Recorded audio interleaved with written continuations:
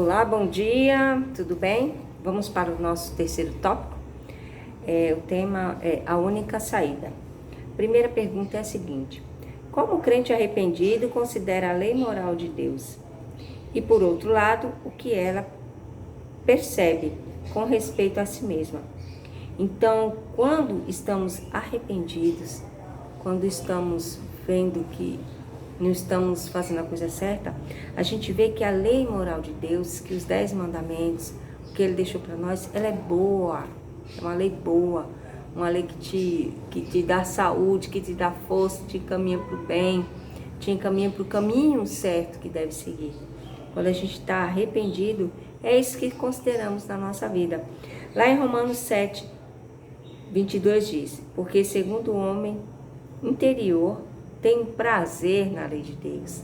Então a pessoa, ela arrependida, ela sente prazer em meditar na lei de Deus. E por outro lado, o que ele percebe com respeito a si mesmo. Então a gente meditando cada dia mais e mais na lei de Deus, a gente vê o quanto somos imperfeitos, o quanto somos fracos sem ela. Vamos ver aqui em Romanos 7, 23. Perdão.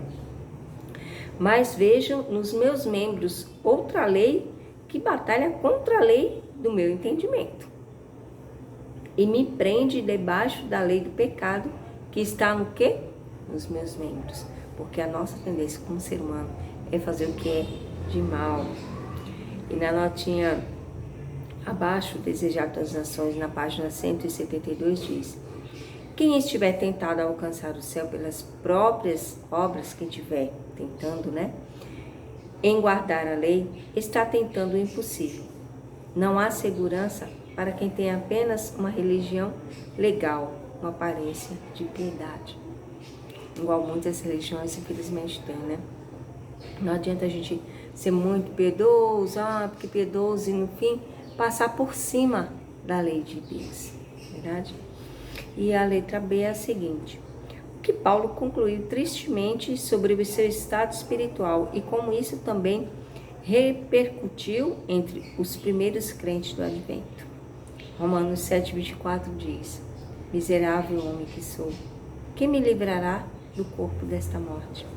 Foi essa a conclusão que ele teve tristemente, que ele era um grande pecador, E assim, nós também passamos por isso, assim como Paulo tem esse pensamento. Também somos miseráveis pecadores.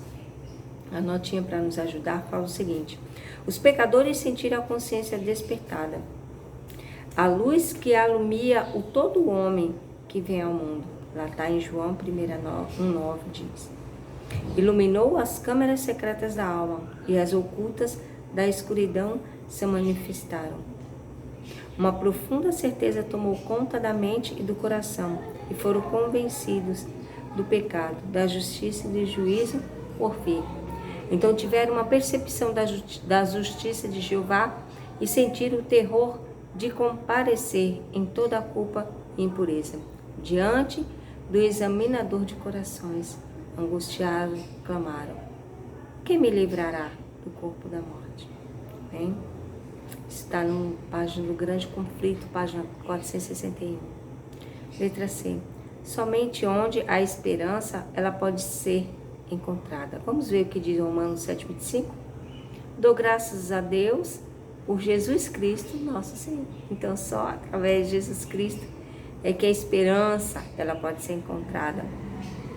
No entanto, qual é a tendência do fluxo natural do pensamento humano? E por que esse fluxo precisa de uma drástica mudança? Vamos ver lá em Romanos 7:25 e depois em Isaías. Romanos 7:25 diz: assim que eu mesmo, com o entendimento, sirvo a lei de Deus, mas com a carne, a lei do pecado. E Isaías 55:7 diz: deixe o ímpio o seu caminho e o homem maligno, e os seus pensamentos, e se converta ao Senhor, que se compadecerá dele. Torne para o nosso Deus, porque grandioso é em perdoar. Amém por isso. Então a nossa tendência natural É fazer o quê? Praticar o que não é de agradável aos olhos de Deus, praticar o que é mal perante os seus olhos. Mas esse fluxo precisa de uma mudança, porque a gente precisa compreender que Deus está aqui pronto para perdoar os nossos pecados, nos transformar em pessoas melhores. Vamos ler a notinha para ver o que ela nos diz? Com a mente servimos a lei de Deus, mas a mente de muitos tem servido ao mundo. E enquanto a alma estava ocupada com as coisas terrenas, servindo a si mesmo, eles não podiam servir a lei de Deus. Porque quando a gente passa a fazer a vontade do mundo, a gente deixa momentaneamente fazer a vontade de Deus. A gente não pode estar dividido a quem a gente deve querer servir. Ou serve a Deus, ou serve ao diabo. Né? A realidade é essa. Precisamos entender a grande necessidade de morrermos para quem? Para o eu, que é o nosso maior inimigo. A crucificação do eu colocará a alma em terreno vantajoso. E aqui ele diz: imploro aqueles que entre vocês, que afirmam ser cristãos, que morram para o eu, a fim de que possam ser estimulados para uma nova vida, pelo poder assim do Espírito Santo. Então, Satanás, ele tem operado com todo o engano da injustiça naqueles que perecem. Precisamos, dia a dia, do poder convertedor de Deus, ou não conseguiremos andar nas pegadas de Cristo. À medida que a mente é iluminada quanto à pureza e à santificação, e a alma reage aos esforços do Espírito Santo, o resultado será uma conversão diária.